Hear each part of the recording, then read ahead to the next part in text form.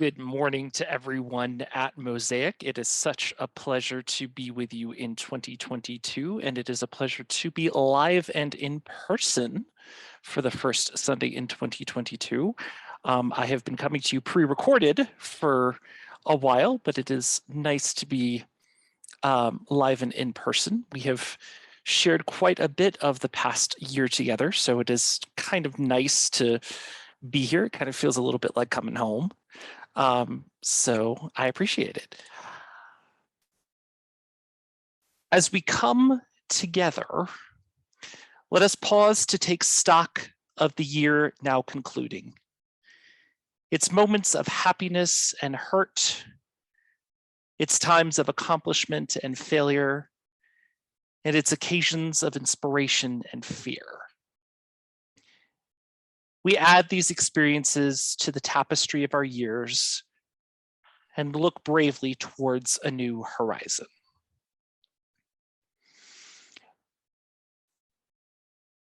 When I came across these words by UU minister, the Reverend Paul Vachon, as I sat down and began to collect my thoughts and brainstorm the message for today, the stark and upfront nature of Vachon's prose forced me to stop and finally admit something to myself. I was tired. I was exhausted, physically, mentally, and spiritually, in ways that I had not acknowledged until that very moment. Perhaps it was because I was so wrapped up in the Christmas holidays and the ministerial whirlwind that is the month of December that I had not had a moment to check in with myself and see how my body was doing. Or, more likely, I had filled my days with so many meetings, so much of being constantly on the go, that I had not taken the time to listen to what it was that my body was trying to tell me. What it also did was give me a moment to reflect on the entirety of 2021 that I and the rest of the world had gone through. It made me realize there are many of us out there who are exhausted physically, mentally, and spiritually, other than myself, and that it was now finally and collectively catching up to all of us. I remember last New Year's Eve and feeling a sense of relief that the new year was upon us.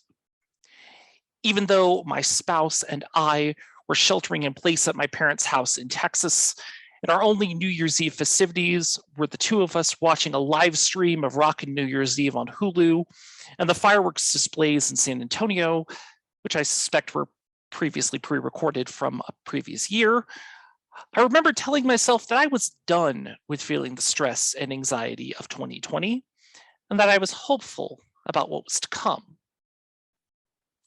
I promptly sent all of my friends at midnight the same text message, which had nothing but a gif of a cartoon cat throwing 2020 into the trash and the message "Happy 2021" above it. I even made the rookie mistake of uttering those famous last words of, well, 2021 certainly can't be any worse than how 2020 has been. Oh, how hindsight makes me wish I had a time machine to go back and take back those words. The truth is that we all had hope. We thought 2021 was going to be a better year than we were leaving behind. And in many ways, it was. We saw the rollout of the COVID vaccine that we had been long awaiting, and we clamored to find ways to sign ourselves up so that we could receive it. When the CDC said that we needed to get boosters after so many months, we went out and got those too. And it did give us the chance to do things that we had not had the confidence to do before. Things like traveling and visiting loved ones whom we had not seen in months or years. We also saw personal and professional successes in 2021 and celebrated milestones we did not see coming or think were possible. We learned new ways of fostering connections and creating community, and learned new skills and talents. But despite everything, COVID did not go completely away. In fact, COVID came back in new and different ways that changed the game and made us feel like we were taking 3 steps backward for the 1 step that we had taken forward. As much as we were finding new ways to connect, we were also saying goodbye to friends, family, and beloved church community members much sooner than we had expected. It was a year in which the adjectives used to describe it went from words like different and unusual to frustrated and annoying and several other adjectives and choice words that we used that I am not going to repeat here.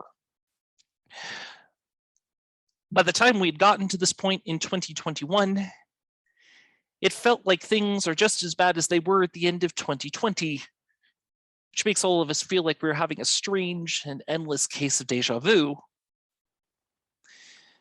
And yet, here I am again, still with that same sense of hope that 2022 will be different, though I know better now than to think that things could not get worse. It is during the last week of the year, in the days that we approach New Year's Eve, that the media begins to start on its yearly subject of New Year's resolutions. The idea is always well-intentioned. It is a healthy spiritual practice to think about what we want to leave behind at the end of the year to move forward into the next year with a fresh start or a clean slate. It is also a tradition that has been around for hundreds of years. Romans used to begin the year by making promises to the Roman god Janus, for whom the month of January gets its name. Janus was a god that was depicted as having 2 faces, one looking back at the past and one looking ahead toward the future. To the Romans, Janus symbolized beginnings, gates, transitions, time, duality, doorways, passages, frames, and endings. All the thoughts and feelings that cross our minds at the end of the year.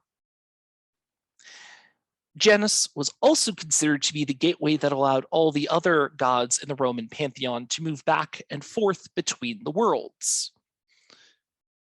Because of this key position that he occupied, it was customary in Roman worship to invoke Janus first, so that whatever other god the worshiper was imploring for help could move forward into the human realm. It was not uncommon to hear prayers to Janus being lifted up at every auspicious instance, including planting times, harvest times, marriages, deaths, and the birth of children. As much as Janus could affect change, since he was also the god of duality, it had to be taken with a grain of salt, because there was no guarantee that invoking Janus would necessarily bring about the positive income for which the supplicant was searching. Resolutions were also a key aspect of medieval era society. This was especially true for knights who were bound by duty to the code of chivalry by which they lived.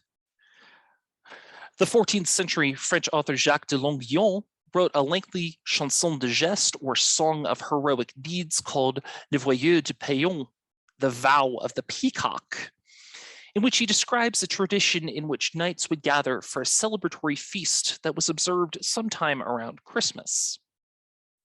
At the end of the feast, the knights would then make a resolution recommitting themselves to the duties of chivalry and striving to be more upstanding and honorable gentlemen in the new year to come.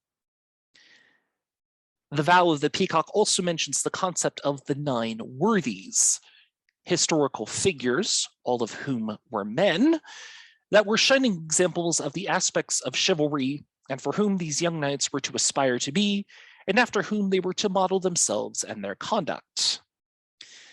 The list included everyone from Christian kings like King Arthur and Charlemagne, to biblical leaders like David and Joshua, to some questionable Greek and Roman examples like Julius Caesar and Alexander the Great. In the Christian tradition, many denominations have historically observed what have been called watch night services. These usually took the form of a late-night church service on New Year's Eve, which provided an opportunity for Christians to review the year that had passed and offer confession for anything that they felt needed forgiveness for or from in the old year as they transitioned into the new one. These watch night services are still held today in many Christian denominations, especially the United Methodist Church, where they are called Covenant Renewal Services. And according to my Methodist colleagues, many congregations produce written covenant statements that many of their members sign and carry copies of into the new year. Yet, New Year's resolutions have become famous, or infamous, depending on how you look at it, not for what they promise, but for how often and how quickly that they are broken. The practice of making New Year's resolutions has gone up considerably, from just around a quarter of adults during the Great Depression to about 40% of Americans at the start of the 20th century. Today, the number of Americans making New Year's resolutions is anywhere between 40 to 50% of the population. Most resolutions usually focus on getting healthier, losing weight, starting an exercise routine, or quitting smoking or drinking. However, a study at the University of Bristol in the UK found that out of a survey of 3,000 people, 88% failed in their New Year's resolutions.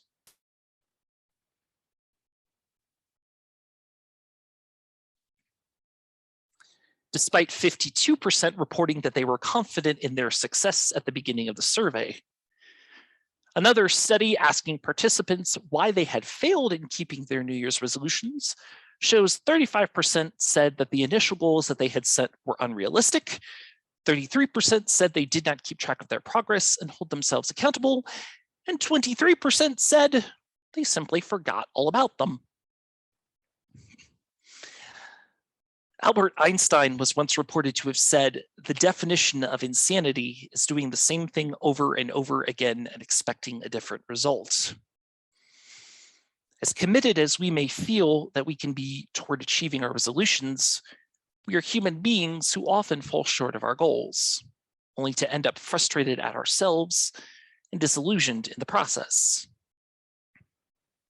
It is for this reason that I propose doing away with the idea of producing a resolution for the new year, and instead look to adopting the practice of setting intentions for what we're looking to achieve in the coming year.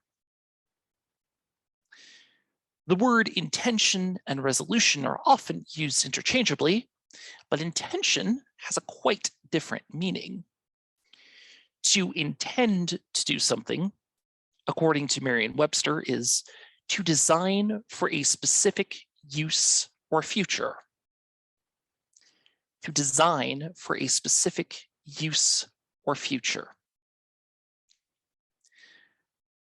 For us to design something for a specific use or future, there is a considerable amount of planning and conscious thought that goes into making our intentions, different from the resolutions that we say that we are going to make, and then to which we do not commit ourselves.